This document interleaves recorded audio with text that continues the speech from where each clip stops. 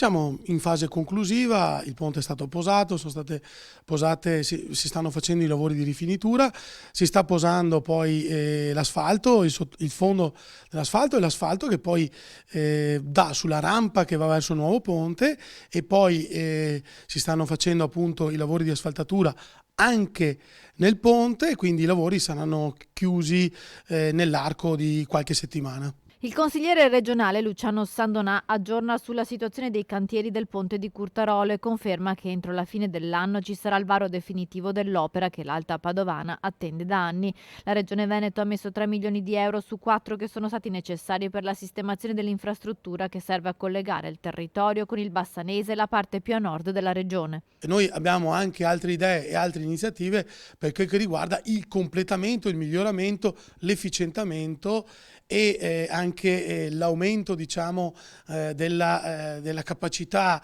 della viabilità della parte nord di Padova, perché ricordo che entro il 2023 saranno inaugurati gli ultimi tronconi della Pedemontana, che diventerà pienamente operativa e che c'è bisogno appunto di connetterla in maniera veloce, rapida e efficiente con il resto, diciamo, del sistema viabilistico regionale, in particolare della provincia di Padova e Treviso di Vicenza.